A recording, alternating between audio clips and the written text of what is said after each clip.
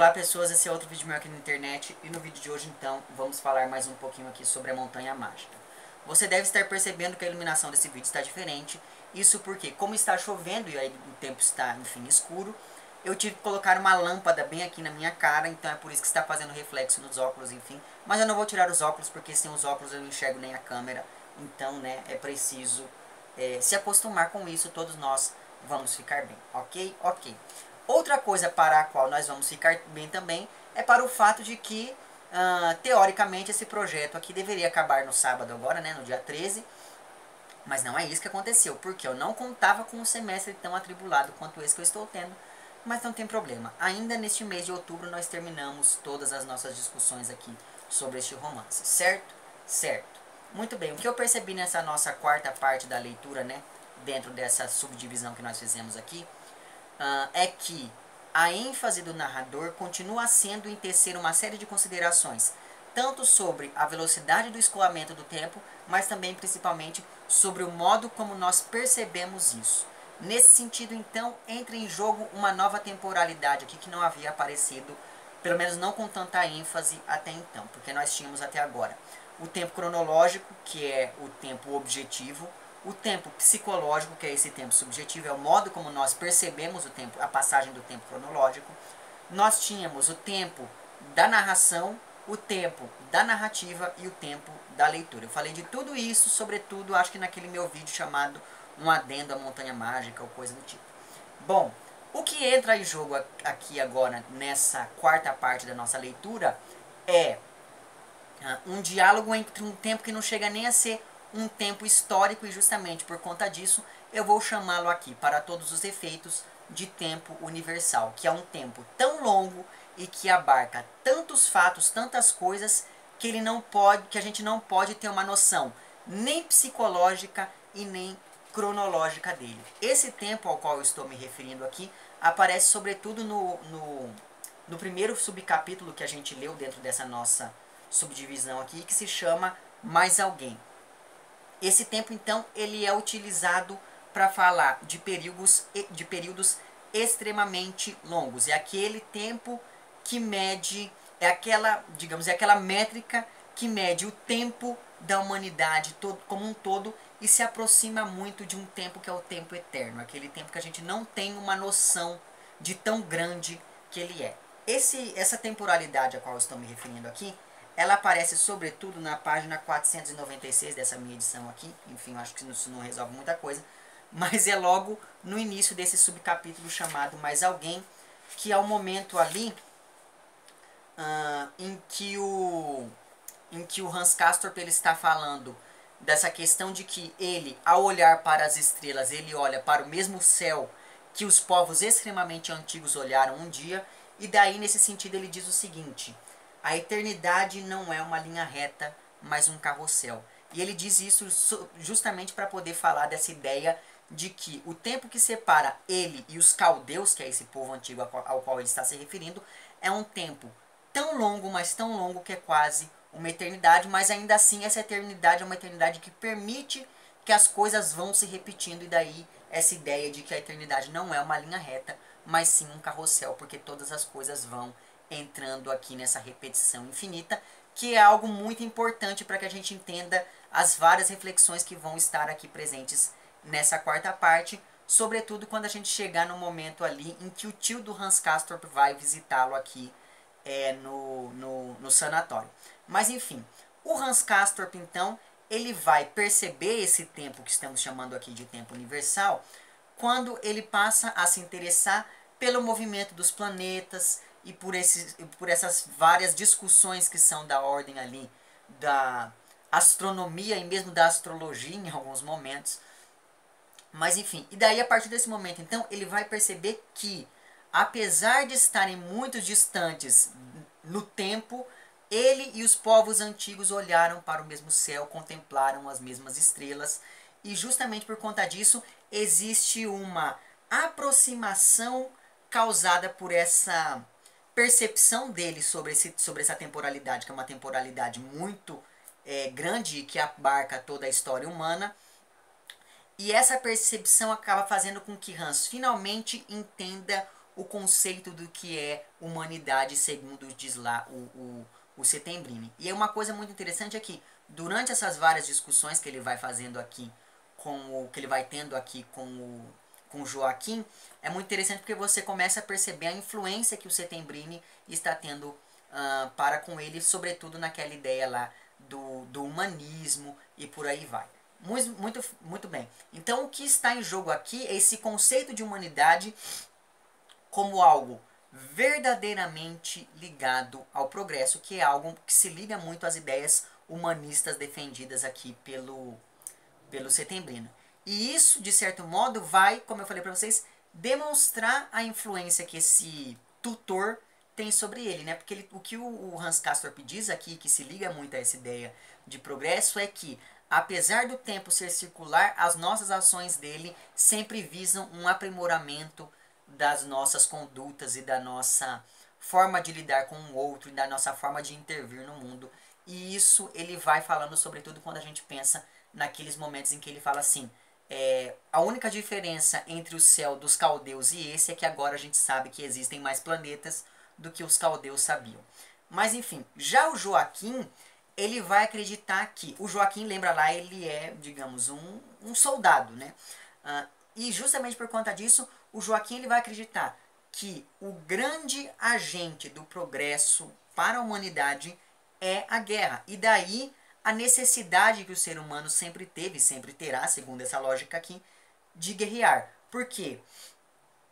Porque segundo o Joaquim, é a guerra que faz as coisas acontecerem, é a guerra que faz com que a gente perceba que essas coisas estão acontecendo. Justamente nesse momento, quem está passando por ali, o Settembrini, que estava conversando com um sujeito chamado Nafta, que vai ser um outro personagem que vai ser introduzido aqui nesse subcapítulo e que vai ter uma importância muito grande para o desenrolar dos fatos nessa nossa quarta parte, né?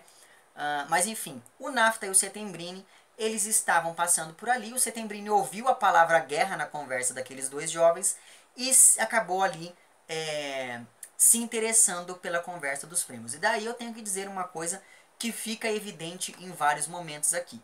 O Nafta, ele é um sujeito muito... Eu não simpatizei com ele em momento algum. E ele é um sujeito muito estranho. A gente percebe que ele é uma pessoa que sabe argumentar, mas que nem sempre essa argumentação é algo positivo, digamos assim. Só que, evidentemente, eu não fui com a cara do Nafta porque eu não fui com a cara dele. Eu simplesmente achei ele uma pessoa muito pedante, esse tipo de coisa. Só que uma coisa que me incomodou um pouco aqui é que me parece que é algo de antissemita em várias das afirmações, sobretudo do Settembrini aqui, com relação ao Nafta. O Nafta ele é um judeu jesuíta, então isso vai aparecer como algo pejorativo em vários momentos aqui, mas enfim, a gente tem que pensar bem no momento em que esse livro foi escrito, sei lá se isso é uma coisa boa ou uma coisa ruim, mas enfim, o que a gente vai acompanhar então a partir desse momento é uma série de discussões filosóficas e ideológicas entre o Settembrini e entre esse Nafta, que vão ser ali os dois grandes tutores do Hans Castorp. E daí novamente eu volto àquela ideia de que nós estamos aqui falando de um romance de formação. E todo romance de formação sempre tem ali uma pessoa, ou a maioria dos romances de formação, sobretudo quando a gente pensa nesses mais clássicos, sempre existe ali uma figura que vai ser o tutor, que vai ser aquele que vai abrir os olhos da personagem, que a gente vai acompanhando ali o desenvolvimento. Então, no caso aqui do Hans Castorp, porque é quem a gente está acompanhando, ele vai ter a partir desse momento, então, dois tutores, o Settembrini e o Nafta. E aí a gente vai acompanhando, então, essa disputa pedagógica, como é dito aqui em vários momentos, entre essas duas personagens aqui. Por um lado, nós temos, e daí, evidentemente, essa parte não é uma parte tão fácil quanto as outras, sobretudo porque estão aqui uma série de discussões filosóficas, e essas discussões filosóficas nem sempre estão postas de maneira, digamos, correta. Eu não encontro uma palavra melhor do que essa aqui, então vai ser essa agora. De maneira correta, porque muitas vezes uma mesma personagem, por exemplo, às vezes o Settembrini, ele defende duas correntes filosóficas que se contrapõem uma à outra de maneira radical. Então, isso acaba fazendo com que haja uma certa dificuldade aqui, sobretudo neste momento do livro, mas não tem problema, vamos seguir aí com a leitura. Muito bem, o que eu percebo aqui de tudo isso que o Settembrini falou, nessa parte aqui, é que o Settembrini basicamente ele vai defender que Deus e a natureza são coisas opostas. Nesse sentido, então, a natureza ela vai ser vista como uma individualidade que se opõe àquilo que é transcendente. Então é como se a natureza fosse uma pessoa que vai lá e se opõe a uma outra pessoa que é Deus e todas as figuras ali ligadas à transcendência. Muito bem, o que acontece a partir desse momento é que o desenvolvimento humano, ele vai se... Uma vez que o ser humano faz parte da natureza e uma vez que a natureza é algo oposta a Deus, nós temos que fazer algo que diz respeito a nós mesmos. Nesse sentido, então, o desenvolvimento humano ele vai se relacionar muito mais com o modo como nós desenvolvemos o nosso espírito para o bem comum. E daí na página, cadê aqui? Ai meu Deus do céu. Na página 501, isso fica claro assim em vários momentos aqui dessas várias discussões, mas na página 501 é dito o seguinte: estão ali então o Naphta e o Settembrini argumentando, aí o Settembrini usa uma argumentação de que desde lá do Aristóteles você tem uma divisão entre o homem e aquilo que é transcendente, e daí mais para baixo o Naphta diz o seguinte: o que o senhor quer é que o espírito seja sinônimo de progresso democrático. E essa ideia de um progresso democrático é uma ideia muito importante para que a gente possa entender o desenvolvimento da argumentação aqui do Settembrini e também do Naphta. Portanto, isso porque o ponto alto do desenvolvimento humano, então, segundo aqui essa tese defendida pelo Settembrini, é que o ponto alto do desenvolvimento humano, então, seria a unificação de todos os estados para a manutenção do bem comum, uma vez que nós estamos aqui falando de um progresso democrático e, portanto, que visa ali uma igualdade entre todos os seres, esse tipo de coisa. Muito bem, essa ideia que o Settembrini defende aqui é algo sobre o que eu já falei, inclusive, se não me engano, no meu último vídeo do projeto lá sobre Anna Karenina, eu comentei um pouquinho para vocês daquela ideia toda do pan-eslavismo e coisas desse tipo, que era um tipo de política que estava se desenvolvendo desde o final do século XIX até o início do século XX, que era a ideia de que alguns países deveriam ali formar uma mesma nação ali, esquecer ali as diferenças culturais e linguísticas e econômicas, etc., e se juntarem em uma mesma nação, porque assim haveria o fortalecimento econômico e cultural de uma determinada região. Pois é, ao que tudo indica, o Settembrini ele é uma pessoa que de certo modo concorda com esse posicionamento, sobretudo quando a gente pensa aqui nessa ideia da unificação de todos os estados e tudo mais. Pois bem, por outro lado, você tem a argumentação do Naphta, que é uma argumentação um pouco mais confusa do que a argumentação do Settembrini. Para o Naphta, então, e isso é uma coisa que remonta a filósofos como, por exemplo, o Spinoza, para o Naphta, então, Deus e a natureza devem ser vistos como uma única coisa. Uma vez que Deus fez todas as coisas estão em Deus e Deus está em todas as coisas, que é algo que se aproxima muito também do panteísmo e por aí vai. Muito bem, o desenvolvimento humano, então, nesse sentido, ele vai se relacionar não com a tentativa do ser humano desenvolver o seu espírito coletivo e contribuir para o bem comum. O desenvolvimento humano, segundo essa perspectiva do Naphta, é que esse desenvolvimento, então, ele vai se relacionar com a aproximação entre o homem e Deus. E daí você tem uma ideia que é a ideia da volta àquele homem primordial, da volta àquele homem original, da volta ao homem natural, que é algo que, de certo modo, vai dialogar muito bem com as ideias do Rousseau. Então você veja que você tem Spinoza, você tem Rousseau e você tem ali um pouco do panteísmo também dentro dessas ideias defendidas aqui pelo Naphta. E, se a gente for pensar, o Naphta ele é um jesuíta, então tudo isso acaba se explicando por conta dessa formação que ele tem. E mais do que um jesuíta, ele é um estudioso da Idade Média, e isso também acaba trazendo para o discurso dele uma série de referências que são referências a esse período da história.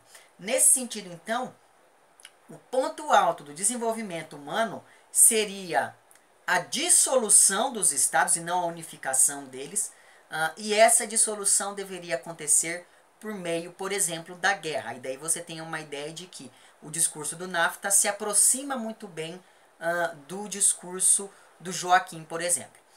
E daí você tem a ideia de que é preciso que haja essa dissolução dos estados, uma vez que a organização estatal é fruto direto do pecado original. E daí a argumentação do NAFTA, que é uma argumentação muito interessante, mas ainda assim é muito complicada em vários pontos. Mas enfim, o NAFTA então, ele vai se aproximar nesse sentido, de um jeito muito estranho, de todos aqueles ideais nihilistas dos quais eu vim falando aqui em uma série de vídeos aqui nesse canal ultimamente. Por quê? Porque a partir do momento em que o Estado é fruto do pecado original e nós temos que abolir o Estado, nós temos que com isso deixar de seguir todas as leis, deixar de seguir todas as regras que nos são impostas pelo Estado. Então veja que nesse sentido há uma aproximação entre o pensamento do NAFTA e aqueles pensamentos que são próprios ali de correntes nihilistas. Por quê? Porque essas leis, essas regras impostas pelo Estado são algo que de certo modo vão gerar, de certo modo não, essas leis e essas regras vão gerar infelicidade no ser humano. E daí você tem a ideia de que quando o homem vivia com Deus, ele só tinha uma regra e ele vivia ali no paraíso, portanto, todas as coisas eram belas e por aí vai. Desse modo, então, quando o ser humano vai e se organiza em estados, ele vai se afastando cada vez mais da sua relação original com Deus.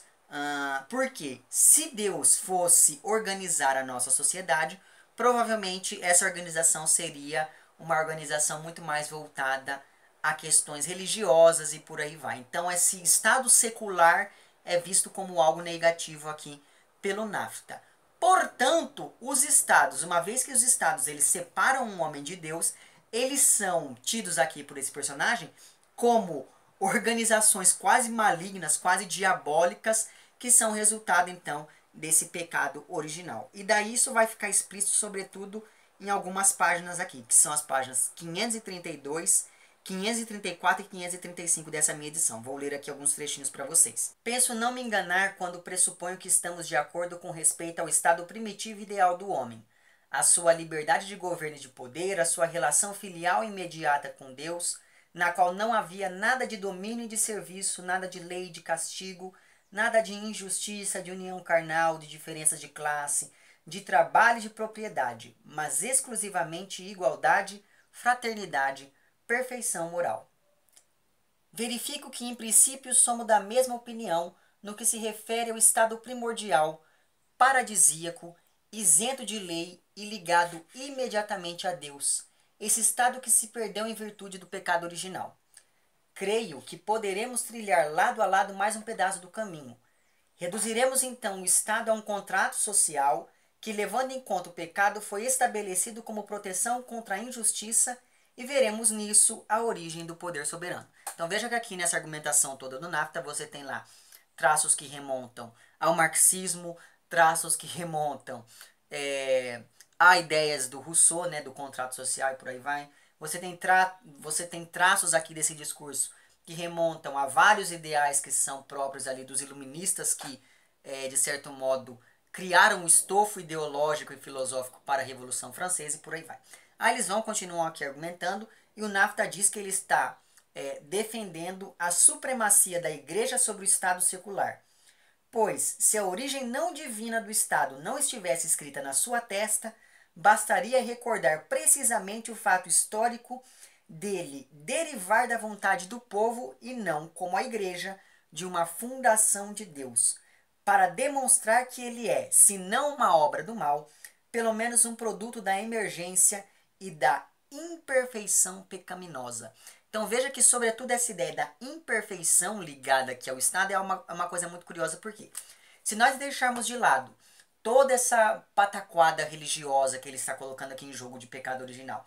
E se a gente fosse atentar à raiz do que ele está dizendo aqui, o Nafta ele basicamente está argumentando que o Estado é fadado à imperfeição porque o homem é uma figura imperfeita.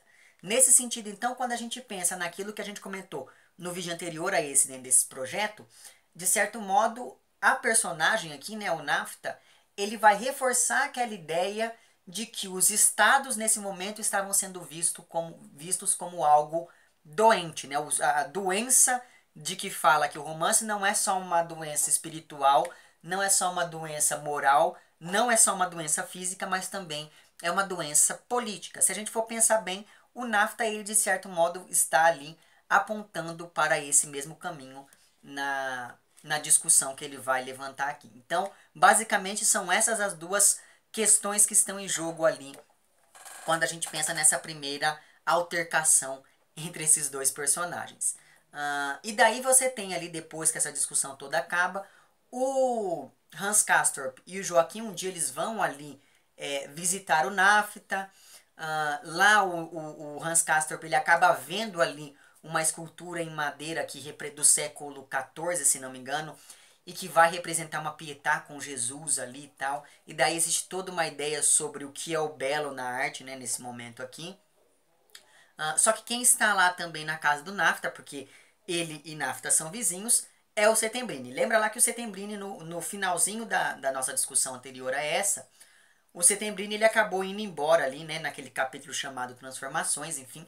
Ele foi embora do sanatório, apesar de morar ali próximo. Muito bem. Settembrini também estava lá, e daí, a partir desse momento, a gente vai acompanhar, então, uma nova discussão entre esses dois, que é uma discussão que leva em consideração a oposição entre o idealismo, ou antes do idealismo, a questão da fé, como é defendida lá pelo Nafta, e, por outro lado, como é defendida pelo Settembrini, a questão do racionalismo. E daí você tem novamente toda uma articulação de ideias que, de certo modo, vão estar presentes aqui dentro dessa discussão dos dois. Eu já falei um pouquinho sobre idealismo em 2 vídeos que eu fiz aqui no canal, já faz um pouco de tempo, já faz uns 2 anos ou coisa que o vale, que são vídeos em que eu falei sobre o existencialismo. Naqueles vídeos, no primeiro vídeo, eu fiz toda uma questão histórica do desenvolvimento do que seria ali o idealismo e da fé, etc, etc. E no segundo vídeo eu fiz todo um desenvolvimento histórico do que seria o existencialismo, que, como diria Sartre, é um humanismo. Então eu sugiro que, para mais informações, você assista aqueles 2 vídeos, porque pode ser que eles te ajudem aqui a entender um pouco mais do que está em jogo quando a gente pensa nessas 2 figuras aqui. Muito bem, depois então de toda essa discussão, o Settembrini ele vai acabar ali, então, alertando a esses primos sobre o perigo em se deixar influenciar por uma pessoa como Nafta. Aí você tem uma duplicidade aqui, né, desse perigo, que é um perigo por conta das ideias dele, ou um perigo pelo tipo de gente que ele é, né, que ele é, lembre-se lá, um judeu jesuíta. Então, esse é um trecho que eu achei um pouco problemático aqui desse livro, mas enfim, pode ser que eu esteja só exagerando um pouco nas coisas. Muito bem, para e passo então, a gente vai acompanhando tudo isso, a gente também vai ficar sabendo que já se passou 1 ano, e depois já se passaram 2 anos desde a chegada do Hans Castorp aqui. Então veja que ele foi ali por passar 3 semanas e já está ali, né, há quase 2 anos, quando em algumas referências que a gente tem aqui neste trecho, nesse momento aqui da leitura. Então, nesse meio tempo em que ele está ali, né, já se passou mais de 1 ano, nesse meio tempo, então, aquela aclimatação pela qual ele estava passando desde o início do livro, evidentemente, já se concluiu. Mesmo quando a gente pensa, por exemplo, no gosto, né, do charuto dele lá, é uma coisa curiosa porque ele percebe que ele já se aclimatou ali completamente quando ele percebe que o charuto já lhe é tão agradável ali quanto era outrora lá na planície. E daí essa ideia da aclimatação, ela vai aqui voltar também com uma certa força, com um certo peso, sobretudo como eu já citei aqui no início desse vídeo, quando você tem lá a chegada desse tio que vai ali, enfim, conversar com o Hans Castorp. Então, a gente fica sabendo dessa aclimatação dele, a gente fica sabendo que ele ainda guarda o retrato ali, né, da Cláudia Xoxô, e está aguardando ali também, né, o seu retorno, mas até agora a mulher ainda não voltou. E mais do que isso, uma coisa que me chamou bastante atenção aqui é que todo mundo que está ali se lembra desse aniversário de um ano, né, da chegada do Hans Castorp ali, mas ainda assim é quase um tabu comemorar a permanência de alguém ali por tanto tempo assim, quando a pessoa só foi ali para passar 3 semanas. Só que essa data, por outro lado, ela vai mostrar para o Joaquim e não tanto para o Hans Castorp, essa data, esse marco de um ano desde que o primo chegou, vai mostrar ali ao Joaquim que ele está ali há muito tempo.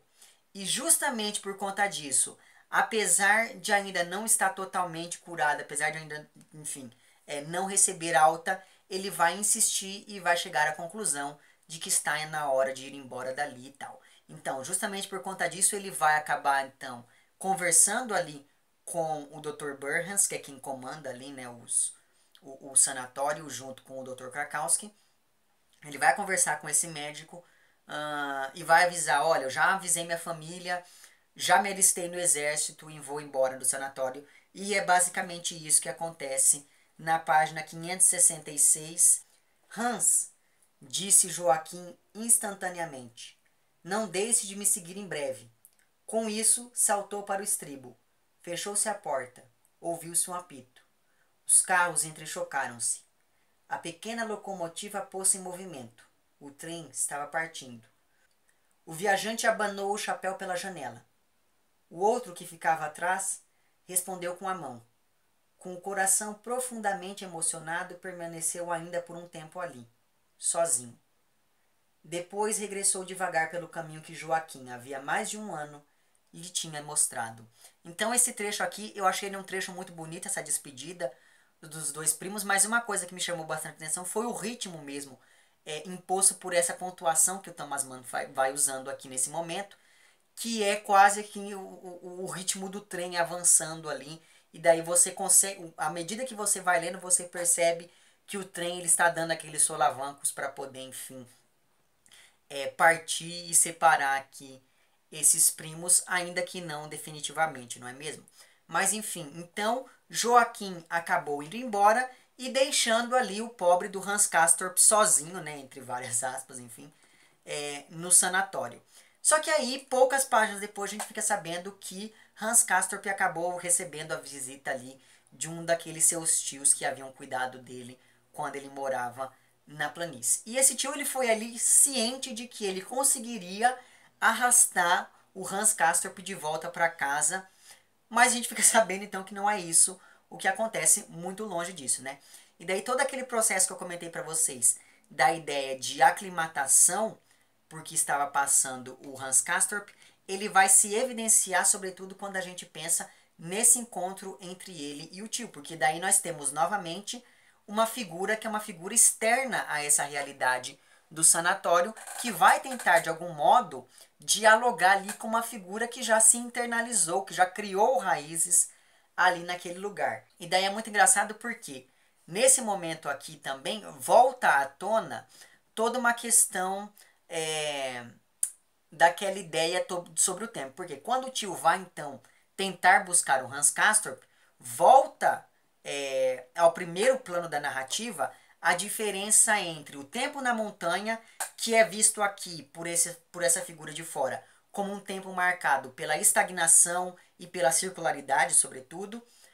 Então você tem esse tempo da montanha que se contrapõe ao tempo da planície, que é aquele tempo marcado pelo progresso e pela transformação. Então é muito curioso porque a partir desse momento há uma virada na percepção que as pessoas têm aqui com relação, e sobretudo que a gente vai começando a ter com relação à montanha. Porque se o tempo da montanha é um tempo que passa de uma maneira mais devagar, é porque as pessoas ali não fazem nada. E se as pessoas não fazem nada, o progresso é muito difícil de ser visto ali daquele lugar.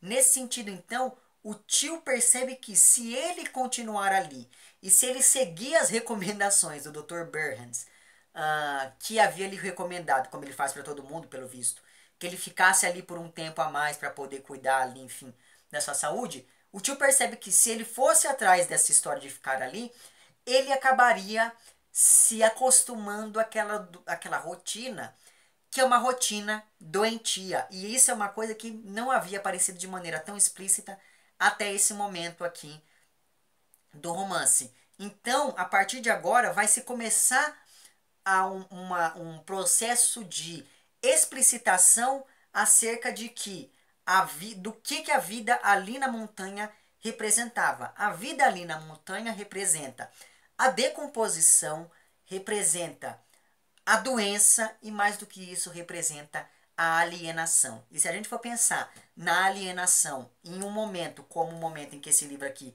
foi escrito, que era ali durante a articulação, né, da guerra e etc., isso era algo muito problemático de se pensar. E isso, a partir dessa visita do tio, pelo menos a minha impressão foi essa, de que essa questão começou a se tornar muito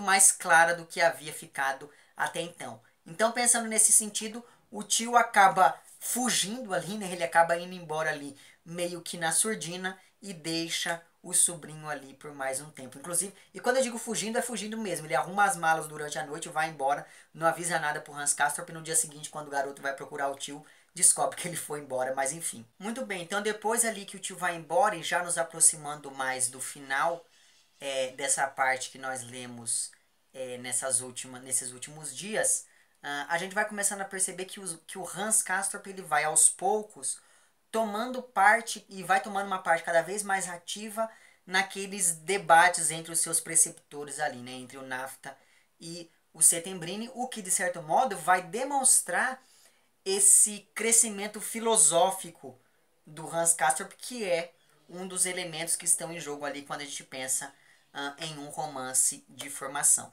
Mas talvez o momento ápice que demarca esse desenvolvimento dessa personagem aconteça naquele que é o meu capítulo preferido do livro e que se chama lá Neve. O Neve, então, ele vai ser digamos, um desdobramento de todas aquelas discussões entre o Settembrini e o Nafta, sobretudo porque é nesses capítulos que o Hans Castorp, é nesse capítulo que o Hans Castorp ele vai se posicionar efetivamente com relação às influências que ele vem recebendo, tanto lá do Settembrini quanto aqui desse novo personagem que é o Nafta. E como é que acontece então as coisas dentro desse capítulo, que funciona de uma maneira quase que independente dentro da estrutura aqui do romance. Eu acho que esse é aquele tipo de capítulo que você pode ler ele assim tranquilamente, sem ler nada do resto, que você vai continuar ali entendendo tudo que está sendo dito. Mas enfim, começa então o inverno, já é o segundo inverno que o Hans Castorp passa ali no sanatório, e junto com esse inverno começa a cair uma quantidade de neve que até então nunca tinha sido vista ali pelo Hans Castorp. E aí a gente tem que pensar no efeito de sentido que esse fenômeno da natureza acaba agregando aqui ao livro. Porque a neve ela vai tornar o ar mais rarefeito. Ou seja, a respiração dessas personagens vai se tornar um pouco mais difícil, uma vez que a neve abafa muito as coisas, e daí se você abafa muitas coisas, você tira um pouco do oxigênio, e daí você tem uma dificuldade em respirar. Muito bem. Mais do que essa rarefação do ar, a neve ela acaba dificultando muito a locomoção. E a partir do momento em que você tem esse elemento que vai dificultar a locomoção, você tem o fato de que a neve deixa a impressão de que o tempo passa mais devagar.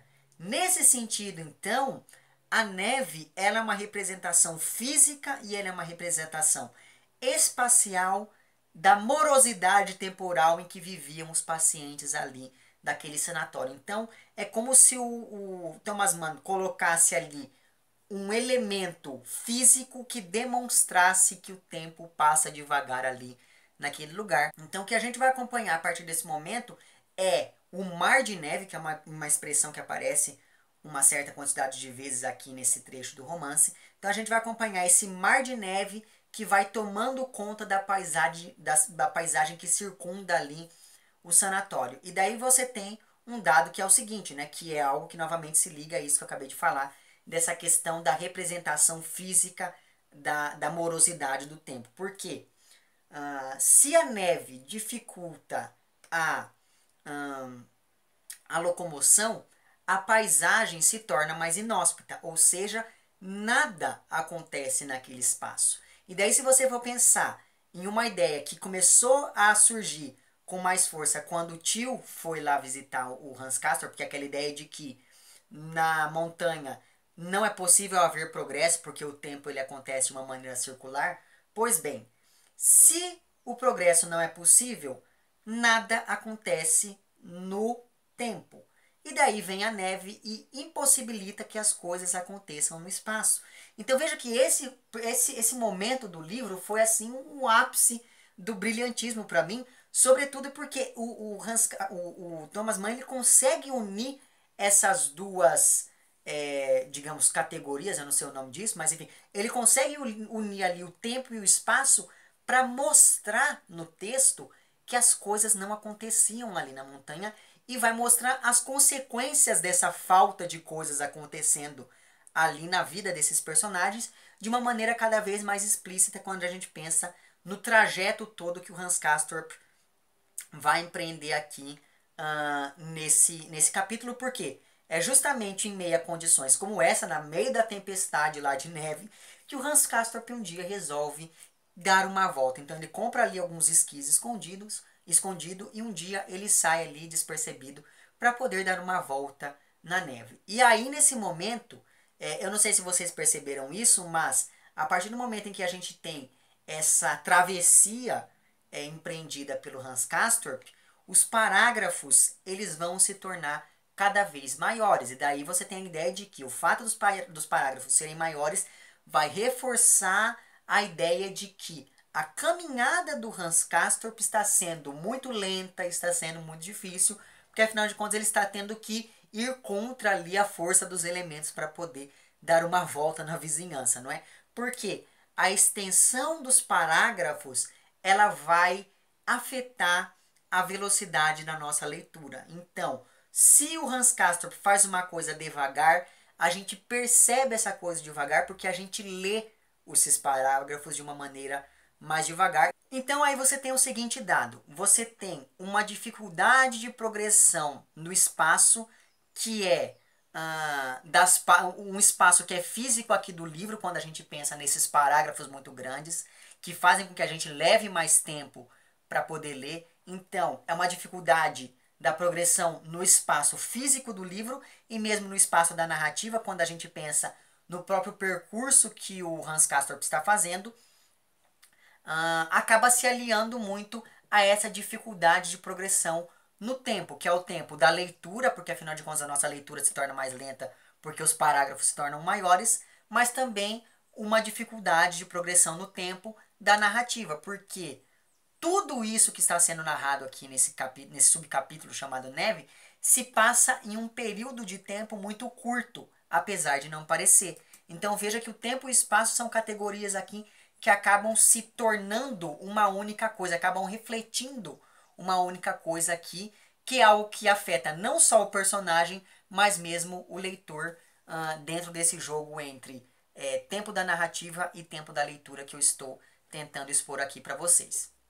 Então, está lá o Hans Castorp no meio ali da neve, tudo, neve para todo lugar, quando ele acaba encontrando ali uma cabana, e daí tem o seguinte, esse abrigo que ele encontra é muito curioso porque ele em um determinado momento aqui ele vai falar que ele viu a sombra do abrigo e esse tipo de coisa. Então, por conta da neve, que é algo que dificulta você enxergar muito longe, você começa a se perguntar se aquilo tudo está acontecendo ou não, se ele está sonhando ou não, porque tudo começa a se envolver em uma atmosfera muito onírica, digamos, em uma atmosfera de incerteza ali, que é algo muito curioso quando a gente pensa ali no lugar em que esse personagem está. Mas enfim, ele vai acabar ali então encontrando essa cabana, se abriga ali nessa cabana, e daí quando ele está lá dentro, ele acaba dormindo.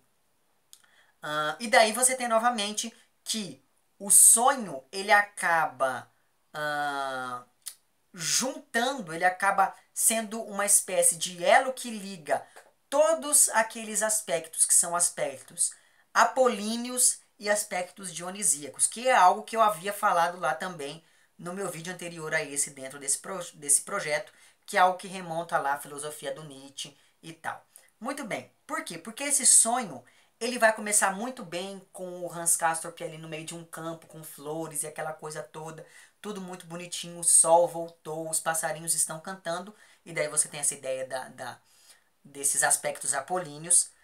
Só que aí, de repente, esse sonho ele vai começando a se tornar cada vez mais obscuro, com um ambiente cada vez mais penumbroso, digamos assim, mais caótico mesmo dentro da estrutura aqui narrativa.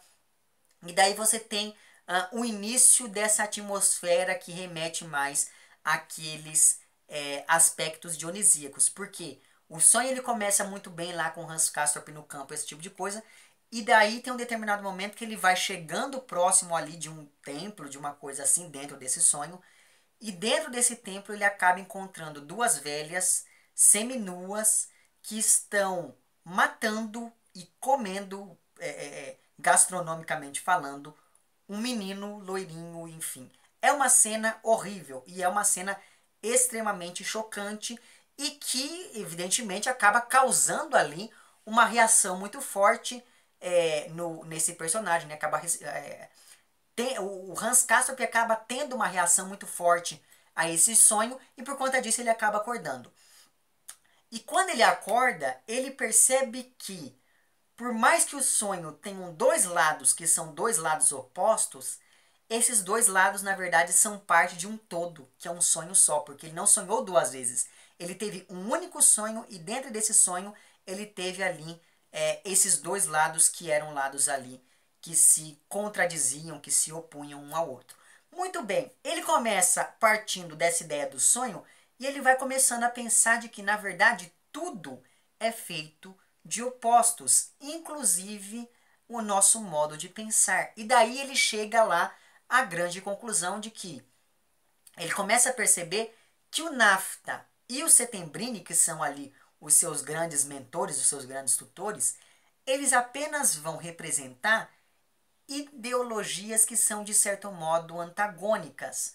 Mas ele começa a perceber também que esse antagonismo ele não vai acabar nunca, porque a oposição entre esses dois personagens e entre as ideias que eles vão defendendo, ela nem pode ser considerada uma oposição de fato, porque ela é parte de um todo. Porque o todo que a gente chama de conhecimento humano, ele é composto tanto por questões que são voltadas ao racionalismo, mas também por questões que são voltadas ao idealismo. Ele é voltado tanto por questões que dizem que o homem e Deus são uma única coisa, como questões que dizem que homem e Deus são coisas separadas, e por aí vai. E daí ele começa a perceber que, na verdade, todo aquele discurso que ele veio acompanhando, todas aquelas discussões que ele veio acompanhando entre esses seus dois tutores, na verdade não passam de uma coisa inútil, porque aquelas ideias continuariam existindo independente de quem ganhasse aquela discussão que eles estavam tendo. Então veja que essa experiência vivida aqui pelo Hans Castorp nesse capítulo, ela é fundamental para que esse personagem se liberte de toda aquela influência que ele descobre ser uma influência infrutífera que ele recebe daqueles seus tutores. Nesse sentido, então, esse daqui é o capítulo que marca o total amadurecimento individual e filosófico do Hans Castorp. É como se nesse capítulo a gente conseguisse compreender de fato que chegou ao fim ali o seu processo de aprendizagem, se a gente for pensar nesse enquanto um romance de formação. Pois é, nesse capítulo a formação do Hans Castorp já está ali completa e ele pode seguir ali a vida com as próprias pernas, digamos assim. Então essa é uma coisa muito importante que acontece nesse capítulo. E outra reflexão que aparece aqui, que vai ganhar força nesse capítulo e que de certo modo vai se encaixar toda aquela visão negativa da vida na Montanha Mágica, que ganhou força depois lá da visita do tio, é a seguinte: a morte aqui ela ganha uma valoração negativa quando o Hans Castorp, que está ali no meio daquelas suas reflexões sobre o sonho que ele teve, ele começa a pensar bastante na morte, e daí a gente tem que pensar no momento em que este livro foi escrito. Por quê? Depois da Primeira Guerra Mundial, que foi uma coisa terrível, ok, não se pode negar isso, você tem o amadurecimento de correntes filosóficas, como por exemplo o existencialismo. Só que você tem também, por outro lado, o fortalecimento de uma, digamos, metafísica da morte, que diz que a morte é uma coisa bela, que a morte é a única saída, e por aí vai, que vai, de certo modo, esse amadurecimento, ou melhor dizendo, esse fortalecimento dessa metafísica da morte vai se calcar em muitas das ideias lá, por exemplo, do Schopenhauer, quando ele escreve aquele O Mundo como Vontade e Representação. Tem um capítulo lá em que ele fala exclusivamente da morte. Pois é, esse capítulo era muito usado dentro dessa articulação desse novo movimento que era ali da metafísica da morte, ou seja, a morte a partir da Primeira Guerra Mundial começou a ser vista quase como uma coisa boa, como uma maneira de você sair daquele caos que estava se estabelecendo ali entre as comunidades europeias. Então, quando o Thomas Mann vai e escreve este livro aqui e dá no livro essa valoração negativa para a morte, esse livro ele acaba, de certo modo, adquirindo um caráter que é um caráter extremamente combativo com relação a essa metafísica da morte. Porque aqui, a partir desse momento, e isso fica muito explícito em vários pontos aqui do romance, a partir desse momento a morte começa a ser descrita como uma coisa abjeta. A morte ela passa a ser descrita como a decadência definitiva. Então, glorificar a morte é glorificar a decadência. E daí, quando você percebe isso aqui dentro do romance, você começa a perceber por que na Montanha Mágica a morte era um tabu. Porque a morte mostrava que aquelas pessoas ali estavam fadadas ao fim e as pessoas não queriam isso apesar de estar doentes. Então veja que nesse ponto do livro há uma ressignificação de tudo aquilo que a gente tinha visto antes. Quando Hans Castorp saiu ali do sanatório, eram por volta das 3 da tarde. Aí ele vai, fez todo aquele percurso para poder chegar lá naquela casinha. Chegou na casinha, dormiu, etc, etc, etc. Quando ele olha no relógio, ele percebe que só se passaram 2 horas desde que ele havia saído do sanatório e de que todo aquele sonho que ele teve, todas as reflexões que ele teve, duraram um pouco mais de 10 minutos. Então é muito curioso porque novamente você tem a ideia de que o tempo volta a ser algo importante aqui dentro deste romance. E se a gente for pensar aqui na divisão que nós fizemos, e essa foi uma divisão que eu fiz assim, de maneira totalmente aleatória, não foi de propósito isso, o tempo ele adquire uma circularidade dentro dessas nossas discussões desse vídeo, porque esse trecho que nós lemos começa com discussões sobre o tempo e ele termina com discussões sobre o tempo. E é muito eu achei isso uma coisa muito curiosa de se perceber, como que de maneira involuntária acabamos dando novamente essa ideia de circularidade à discussão sobre o tempo aqui. Muito bem, mas então é justamente depois de toda essa discussão e depois de perceber que tão pouco tempo se passou que vai terminando aqui esse trecho da leitura que nós tivemos, e com isso evidentemente a inserção de uma outra temporalidade aqui. Então nós temos até agora o tempo objetivo, o tempo subjetivo, o tempo individual, né, que é o tempo de cada pessoa. Nós temos aquele tempo que é o tempo universal, como eu comentei aqui no início desse vídeo. Aí a gente tem o tempo circular, que é o tempo da montanha. Nós temos o tempo do progresso, que é o tempo da planície. Nós temos o tempo da narração, o tempo da narrativa. Nós temos o tempo da leitura, que fica enfatizado aqui nesse capítulo chamado A Neve. E nós temos, finalmente, o tempo do sonho e o tempo sonhado. O que vem a ser o tempo do sonho? É o tempo que se passa dentro da lógica do próprio sonho aqui. Então, evidentemente que entre o campo florido e a velhinha lá comendo a criança, se passou muito mais tempo do que meros 10 minutos. Ainda que o tempo sonhado tenha sido o tempo de 10 minutos. E acredito que essa inserção dessas novas temporalidades que a gente foi acompanhando aqui nessa nossa quarta parte da leitura, de certo modo vai ter uma certa função daqui para frente dentro do livro, certo? Enfim, é isso. Diga lá nos comentários se a quantas andam a leitura de vocês aqui, se vocês já terminaram o romance, se vocês gostaram tanto quanto eu desse capítulo intitulado A Neve. E evidentemente, não deixe de comentar também lá as várias coisas que porventura eu deixei ou esqueci de comentar aqui nesse vídeo, certo? É isso, se você gostou do vídeo, não esqueça de curtir e de compartilhar. Caso não tenha gostado, não esqueça de dizer lá embaixo porque não gostou. Se você está inscrito no meu canal, muito obrigado pela sua inscrição. E caso não esteja inscrito, se inscreva também lá embaixo. É isso, um abraço para vocês todos e até o próximo vídeo e tchau!